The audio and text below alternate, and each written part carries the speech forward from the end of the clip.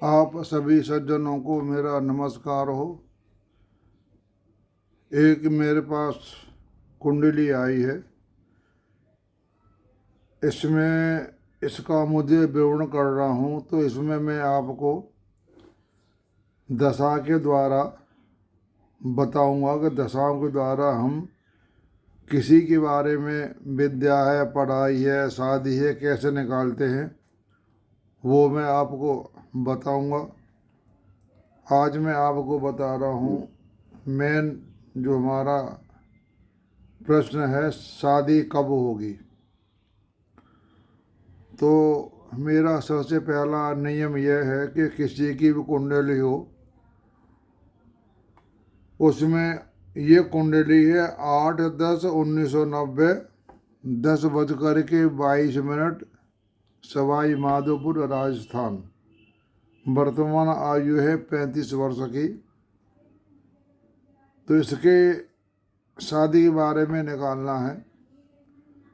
सबसे पहले हमारा नियम यह है कि कुंडली को सामने रखें और उस कुंडली में ये देखें हम कि इसके जो 12 भाव हैं, 12 भावों में कौन कौन से ग्रह कहाँ बैठे हैं और किस भाव के स्वामी हैं, और कौन सा भाव खाली है, वहाँ ना कोई ग्रह बैठा है और ना कोई दृष्टि है।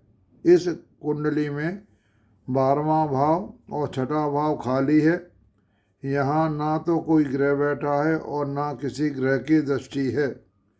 हमने ये देखना होता है कि ये जो हमारे 3, 6, 3, 6, 11, 8, 12 इन भावों के स्वामी कहाँ बैठे हैं। इन भावों के स्वामी जहाँ भी बैठे होंगे वह नकारात्मक कुंडली में दिखाते हैं कि ये काम बनने में दिक्कत आएगी।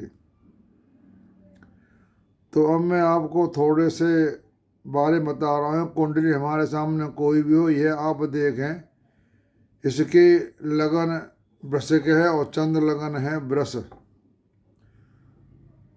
तो एक बात मैं आपको बता देता हूँ कि हमारी कुंडली में मेन जो घर होते हैं त्रिकोण के 1, 5, 9 और केंद्र के 4 और 10 भाव, ये मेन भाव होते हैं। इन भावों के स्वामी कहाँ बैठे ये हमको देखना बहुत जरूरी होता है। लेकिन त्रिकोण के स्वामी कहीं भी बैठे हों, अपना फल अच्छा ही देखें। और केंद्र के स्वामी हैं 4 और 10। हम सप्तम भाव को नहीं ले रहे, क्योंकि सप्तम भाव है मार्केश भाव है। यह अच्छा भाव नहीं माना जाता है। 1, 5, 9 और 4 और 10। तो त्रिकोण के बारे में तो मैंने आपको बता दिया कि इस भाव के स्वामी कहीं भी बैठे हों अपना अच्छा फल देंगे। लेकिन एक बात मैं आपको बता देता हूँ कि त्रिकोण के स्वामी का संबंध, क्योंकि सूर्य चंद्रमा की राशि छोड़ करके बाकी हमारे 5 ग्रह के 2-2 राशियाँ होती हैं। अगर वो 2 राशि में से एक राशि 8 में या 6 में पड़ गई तो उसमें थोड़ी बहुत तो कमी लाएगा। ये तो हम नहीं कह सकते कि पूर्ण फल देगा। 25% कमी वो लाएगा ही लाएगा। फिर हम ये देख लें, और कोई भी ग्रह किसी भाव का स्वामी जहाँ बैठा होता है, उस भाव का स्वामी जहाँ का स्वामी है उसके फल को लेकर के वहाँ छोड़ देता है। तो मैं बता रहा हूँ, सबसे पहले हम देखेंगे कुंडली में कि इस जातक की जन्म दशा कौन सी है। हमारे आचार्य लोग या हमारे बड़े बड़े आचार्य लोग बताते हैं कि सबसे पहले हम ये देखते हैं कि इस जातक का जब जन्म हुआ था उसके दशा किस ग्रह की थी, उस ग्रह की दशा उसके जीवन पर बहुत प्रभाव डालती है।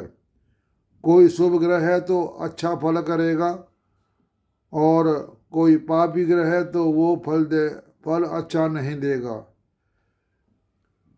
खास तौर से पापी ग्रह हम लेते हैं केतु और राहु को। वैसे पाप ग्रह जो हमारा सूर्य होता है वो पापी में नहीं, वो क्रूर ग्रह होता है, और मंगल शनि पापी ग्रह होते हैं। लेकिन मंगल शनि जो हमारे ग्रह हैं, अगर वो उसके लग्न के स्वामी हो गए तो उनका दोष नहीं गिना जाता है। मंगल की 11 राशि होती है और शनि की 10 और 11। तो ऐसे इनका पापी ग्रहों की फिर उसमें गिनती कम होती है।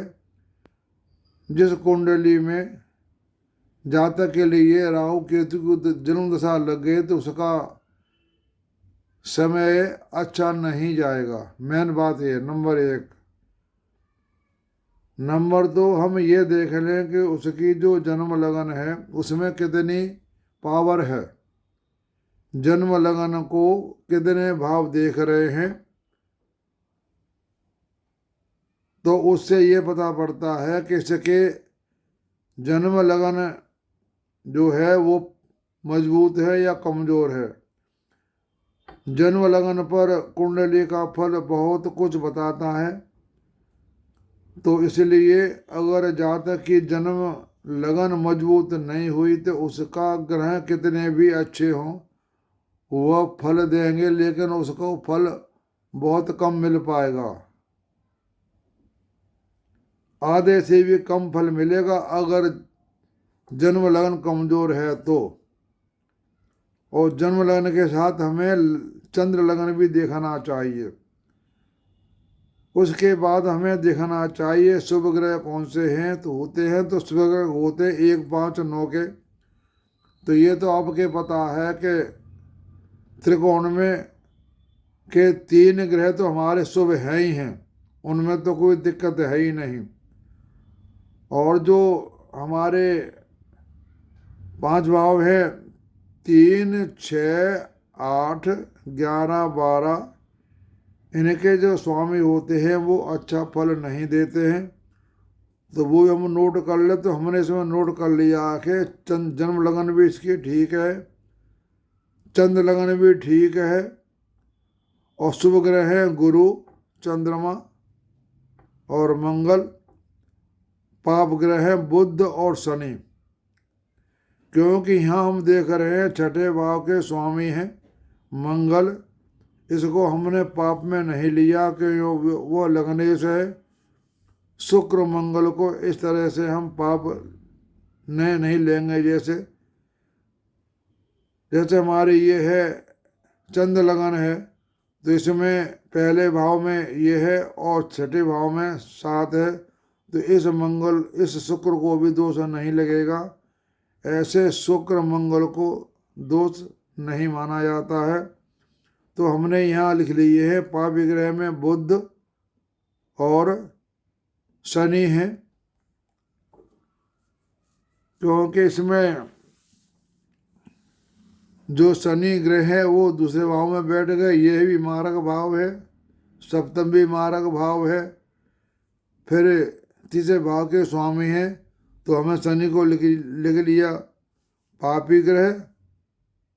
और बुध ये हमारे 8 भाव के और 11 भाव के स्वामी हैं, और वो 11 भाव में बैठ गए हैं। 3, 6, 11 में शुभ ग्रह जो होते हैं उनके शुभ ग्रह जो होता है वो अपना अच्छे काम को होता है वो नहीं देगा, वो न्यूट्रल हो जाएगा। अच्छा और बुरा मिला करके वो न्यूट्रल काम करेगा। पापी ग्रह या स्वामी हों या बैठे हों, पापी ग्रह 3, 6, 11 में बैठे होते हैं वो फल अच्छा देते हैं। यानी पापी ग्रह अपने अशुभता को छोड़ देते हैं और शुभ ग्रह अपनी शुभता को छोड़ देते हैं, ऐसे देखा जाता है। हम देख रहे हैं इस कुंडली में अपनी राशि में सिर्फ बुध बैठा हुआ है, लेकिन यह पाप भाव का स्वामी होने से और 11 भाव बैठ करके बैठा हुआ है, तो ये पापी ग्रह हो गया। अपने घर में यहाँ गुरु बैठा हुआ है। एक होती हमारी भावकार कुंडली, एक होती है चलित भाव कुंडली। उसके हिसाब से गुरु हमारे 9 भाव में बैठ गए हैं, तो त्रिकोण में बैठा हुआ ग्रह त्रिकोण के स्वामी भी हैं, त्रिकोण में बैठे हुए भी हैं और उच्च के हैं। हम इसमें ये भी नोट कर लें, इसमें ग्रह कितने उच्च के हैं और कितने नीच के हैं। इसमें चंद्रमा और गुरु उच्च के ग्रह हैं। चंद्रमा सप्तम भाव में बैठा हुआ उच्च का, और गुरु हमारे 9 भाव में बैठे हुए हैं, पंच भाव के स्वामी हैं, तो गुरु इसके लिए अच्छा काम करेंगे। यानी कुंडली में हमें ये भी देखना चाहिए कि इसमें राजयोग ग्रह कौन सा है। तो राजयोग ग्रह मेरे हिसाब से इसमें चंद्रमा है, सप्तम भाव बैठा हुआ, लेकिन ये मारक भाव है और साथ में चंद्रमा बैठा हुआ है। चंद्रमा जब कोई बच्चा मंगलिक होता है, 1, 4, 7, 8, 12 में भाव में मंगल बैठा हो, उस बच्चे को मंगलिक कहते हैं। मंगलिक बच्चे की शादी देर में होती है। तो इसके लिए हम सबसे पहले ये देखते हैं कि जो हमारे ग्रह बैठा हुआ मंगल है बैठा हुआ है, तो इस कोई भी कुंडली हो, किसी के बारे में हमने देखना हो ना कि ये कुंडली कितनी फलीभूत होगी, तो हमने सबसे पहले उसका कर्म देखो और भाग्य देखो। कर्म भाग्य बच्चे का ठीक है तो आगे बतलाने में कोई दिक्कत नहीं आएगी। और जब हम देखेंगे, फिर हम इसके बाद देखते हैं कि इस कुंडली में जातक के जो ग्रह हैं वो किसके नक्षत्र में बैठे हुए हैं, ये भी देखना हमें बहुत ज़रूरी होता है। तो ये हम देख रहे हैं इस जातक के जो हमारे 7 ग्रह हैं, सूर्य चंद्रमा के नक्षत्र में है, चंद्रमा के नक्षत्र में है, मंगल चंद्रमा के नक्षत्र में है, बुध चंद्रमा के नक्षत्र में है, गुरु शनि के नक्षत्र में है। ये हो गए समफल करेंगे। शुक्र चंद्रमा नक्षत्र ये भी समफल करेगा, सम।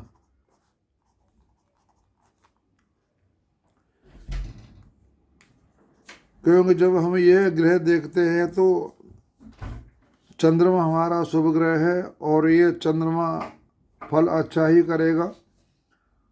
तो इसके जो भी ग्रह अपने नक्षत्र में बैठा होता है वह ग्रह मजबूत माना जाता है। चंद्रमा अपने नक्षत्र में बैठा हुआ है, चंद्रमा इसका मजबूत है। सूर्य भी मित्र के नक्षत्र में बैठा हुआ है, मंगल भी मित्र के नक्षत्र में है। बुध जो है ये थोड़ा ठीक नहीं है, बुध चंद्रमा ये दोनों शत्रु हैं आपस में। गुरु सम है, शुक्र सम है, शनि गुरु ये भी सम है। तो हमने यहाँ देख लिया कि इसके ग्रह कोई ज़्यादा खराब नहीं है, फल अच्छा ही करेंगे। इस बच्चे की शादी लेट यूँ हो रही है कि ये बच्चा मंगली के इसलिए शादी में लेट हो रही है। तो जब भी हम किसी के बारे में निकालें, शादी हो, शिक्षा हो, पढ़ाई हो, तो उसके लिए हम सबसे पहले देखते हैं वर्तमान में दशा किसकी चल रही है और उस ग्रह में अंत दशा किस ग्रह की चल रही है। जिस ग्रह की अंत दशा चल रही है उसी से हम फलादेश निकालेंगे। इसमें हम देख रहे हैं कि इसकी वर्तमान दशा चल रही है गुरु की, और गुरु की अंत दशा चल रही है 2 वर्ष 1 माह 18 दिन की है। तो हम सबसे पहले ये देख रहे हैं कि इसका भाग्य क्या कह रहा है और कर्म क्या कह रहे हैं। इसका भाग्य हम देख रहे हैं, भाग्य भाव में गुरु बैठा हुआ है और ये 1 5 9 को देख रहे हैं। 1 2 3 4 5 6 7 ये तीसरे भाव को भी देख रहे हैं, 8 9 और पंचम भाव को देख रहे हैं। तो इसका बच्चे का भाग्य अच्छा है। अब देखते हैं हम कर्म भाव। कर्म भाव को मंगल ग्रह देख रहा है और सूर्य बैठे हैं 11 भाव में, यानी सूर्य हमारे केंद्र के 10वें भाव के स्वामी हैं। हमने कुंडली में चौथा और 10 भाव को स्टडी करना बहुत जरूरी होता है। तो 1 2 3 4 5 6 7 8 इस ग्रह को मंगल देख रहा है 10वें भाव के। इसके स्वामी बैठे हुए हैं 11 भाव में, यानी कर्म जो के स्वामी हैं वो 11 भाव में बैठे हुए हैं। ये अपनी कमाई यानी ये आय भाव के स्वामी हैं। ये आमदनी करेंगे सूर्य यहाँ जा करके। और चौथे भाव के स्वामी हैं शनि, वो मार्ग भाव में बैठे हुए हैं। और इसमें दृष्टि है हमारी 1 2 7 8 1 2 3 तीसरे चौथे भाव को स्वामी शनि देख रहे हैं अपने भाव को। कोई भी ग्रह जो अपने भाव को देखता है तो उसको खराब नहीं करता। शनि की जो दृष्टि है हमारी, इन शनि महाराज की जहाँ दृष्टि जाती है उस भाव में कमी लाते हैं। जिस भाव में बैठे होते हैं वो ठीक माने जाते हैं। बाकी ग्रहों की दृष्टि, शुभ ग्रहों की दृष्टि बैठे होते हैं और दृष्टि भी अच्छी होती है, लेकिन शनि महाराज की दृष्टि खराब मानी जाती है, वो उसमें कुछ कमी लाएंगे। तो हमने देख लिया भाग्य भाव भी ठीक है, कर्म भाव भी ठीक है। किसी जातक हम सुख देखना है तो लगन से चौथे भाव को देखते हैं। तो शनि की दृष्टि है चौथा भाव, तो इनका सुख भी ठीक है, यानी भाग्य भी ठीक, कर्म भी ठीक, सुख भी ठीक। इस जातक की शिक्षा बहुत अच्छी है। शिक्षा हम देखते हैं 2 4 5 भाव से। 2 4 5 भाव के स्वामी कहाँ बैठे हैं और कहाँ देख रहे हैं। तो ये विद्यावाणी धन का भाव है। इसके स्वामी हैं गुरु। उच्च शिक्षा गुरु इस भाव को देख रहे हैं। और पढ़ाई के हमारे ग्रह होते हैं बुध और गुरु। और सूर्य गणित को बताते हैं, गणित उसका अच्छा है। तो इस बच्चे का गणित की पढ़ाई में बहुत तेज है। बुद्ध भी देख रहा है, सूर्य भी देख रहा है, शुक्र भी देख रहा है। इससे आगे जो हमारे स्वामी गुरु हैं वो 9 भाव बैठे हुए हैं। कहने का मतलब ये कि इसकी पढ़ाई अच्छी स्थिति में है। फिर हम देखते हैं इसके व्यवसाय के बारे में। तो व्यवसाय के बारे में मैं वही नियम लागू करता हूँ कि पूर्ण परमात्मा अंश बैठे हुए हैं और कितने ग्रह साथ में हैं। इसमें हम देख रहे हैं पूर्ण परमात्मा अंश सूर्य और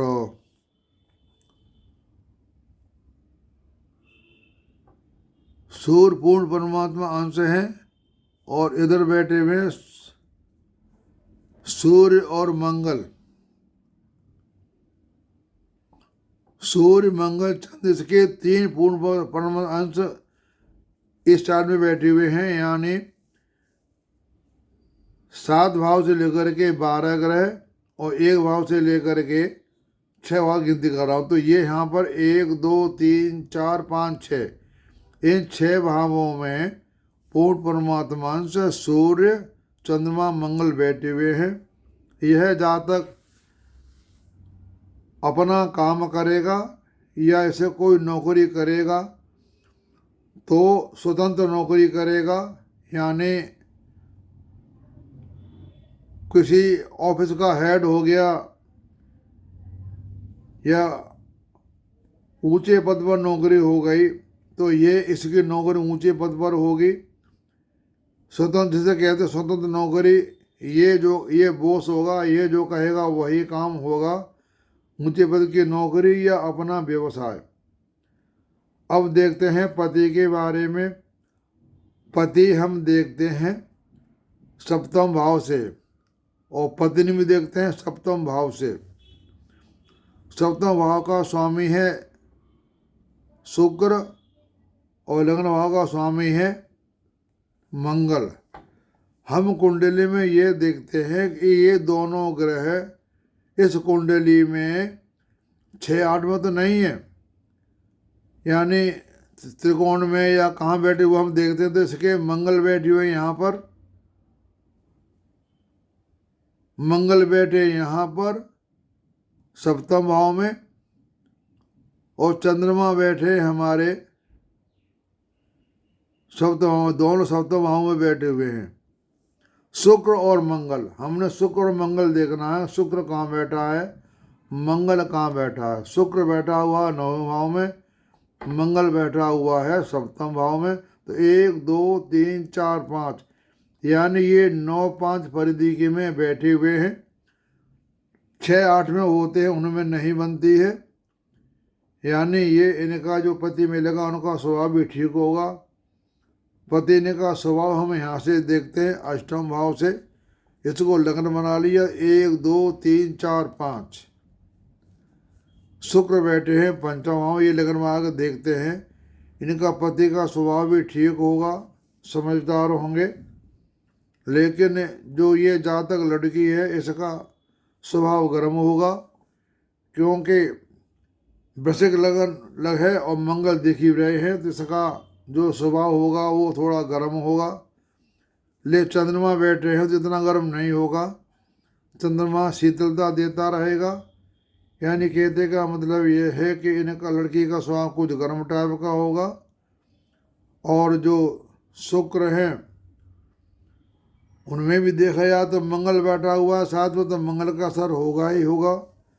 हम जब भी किसी का बारे में देखते हैं तो उस भाव में कोई ग्रह बैठा है या भाव का स्वामी है, तो भाव का स्वामी अगर नहीं बैठा है तो उस घर में, अगर भाव का स्वामी जैसे हमारा ये भाव है वृष लगन है, शुक्र नहीं बैठा हुआ है, चंद्रमा मंगल बैठे हैं, इस पर चंद्रमा मंगल का असर होगा। कोई भी ग्रह जहाँ बैठा है वह अपना प्रभाव छोड़ेगा, और वो प्रभाव छोड़ता है जिस भाव का स्वामी वहाँ का प्रभाव ला करके यहाँ रख देता है। इसमें चंद्रमा 9 भाव के स्वामी ही यहाँ बैठ गए हैं, तो ये भी हमारा एक चंद्रमा राजयोग कारक ग्रह बन गया। 9 भाव का स्वामी सप्तम भाव में बैठ गए हैं, तो ये लड़की और लड़के के दोनों के लिए ठीक है। पति अच्छे स्वभाव का होगा, लड़की और लड़कों दोनों का स्वभाव करीब करीब एक सा होगा, कि यह मंगल है दोनों पे असर दिखा रहा है। ये लगन मार के दूसरा भाव देखेंगे वाणी, उसकी बच्चे की वाणी ठीक हो, पति की ये लड़की का स्वभाव होता है, और लड़का की कुंडली हो तो ये पत्नी के बारे में देखते हैं। दूसरा भाव हो गया वाणी धन का, तो इसका लड़का होगा वो भी ठीक स्वभाव का होगा। अब हम अपने, तो इस कुंडली में आप मान लो इसके लिए ग्रह जो हैं वो इसके पक्ष में 5 ग्रह हो गए, गुरु, चंद्रमा, मंगल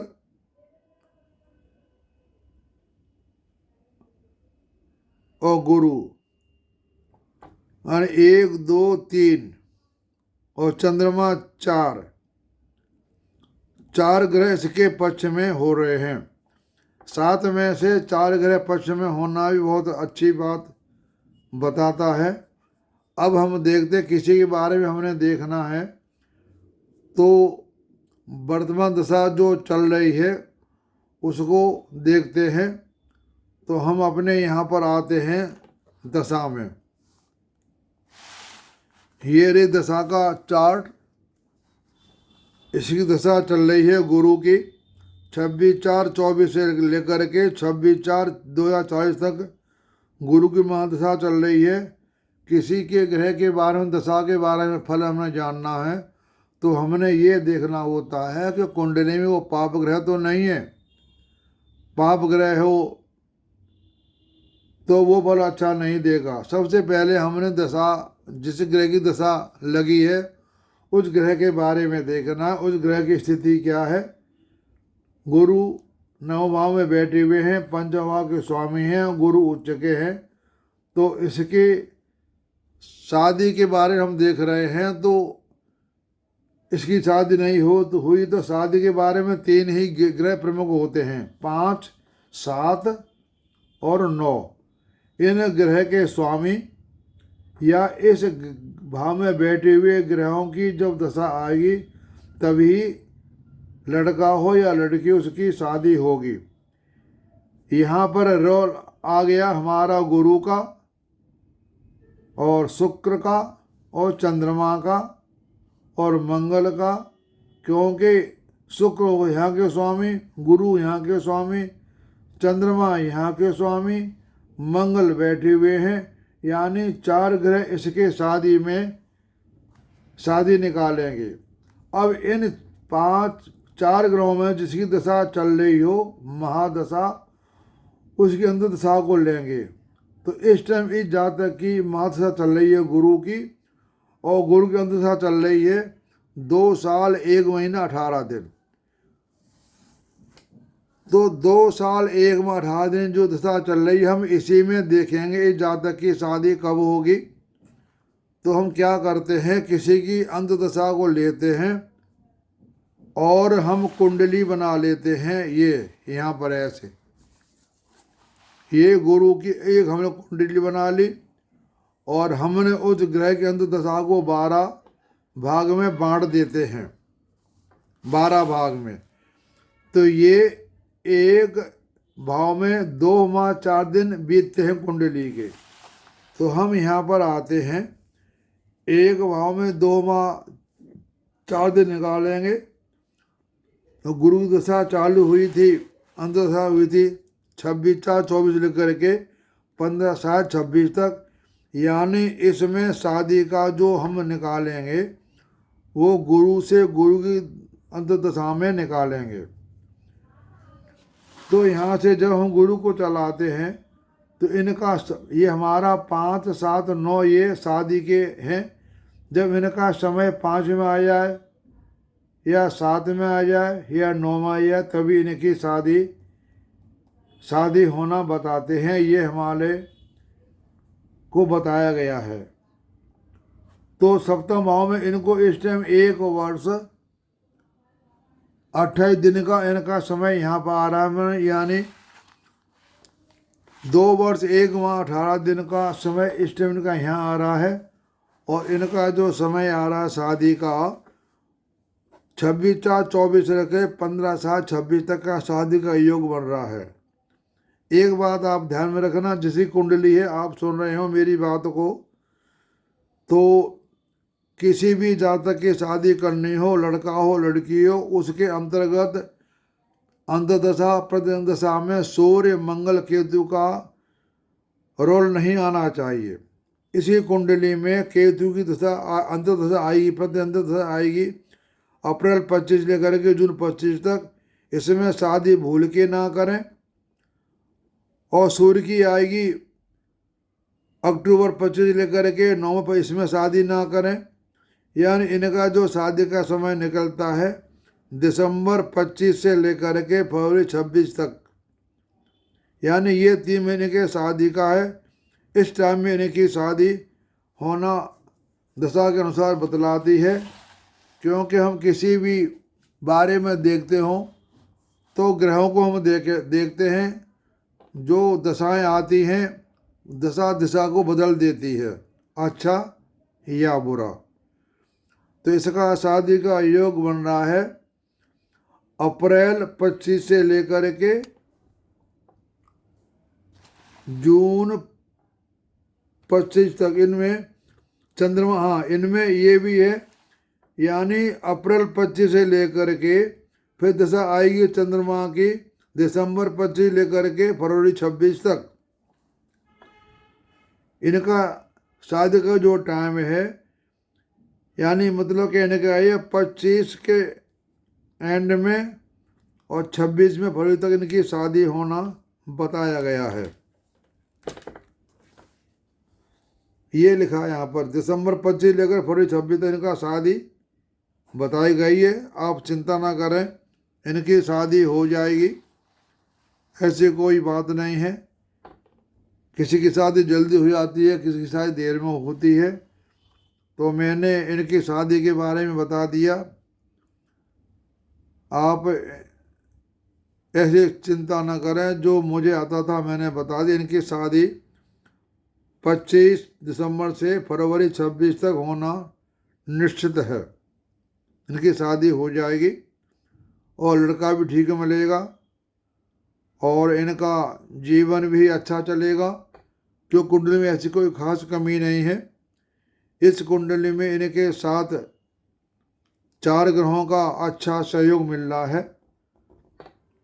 तो मैंने ये आपको बात बता दी। मैंने आपको जो बात बताई है, जिसकी कुंडली है वो इनको सुन रहे हैं, तो मुझे कृपया करके बताना मैंने जो बात बताई है कहाँ तक आपके लिए सही साबित हुई है। तो मैं ये बना करके और आप YouTube पे डाल दूँगा, फिर आप इसको देखना। तो जो भी सज्जन मेरी वीडियो को सुनते हैं उनका धन्यवाद। तो ये मैंने आपको नियम बता दिया, किसी भी कुंडली हो तो उनके ग्रहों की अध्ययन जरूर कर लें, कौन से ग्रह खराब हैं, कौन से ग्रह अच्छे हैं, क्योंकि कोई भी ग्रह अपना फल देता है तो अपने परिस्थिति के अनुसार ही फल देता, अच्छा या बुरा। तो दशा लगा के मैंने इनके शादी के बारे में बता दिया, इनकी शादी हो जाएगी, चिंता ना करें। आप सबका सुनने का धन्यवाद और आप सबको मेरा नमस्कार।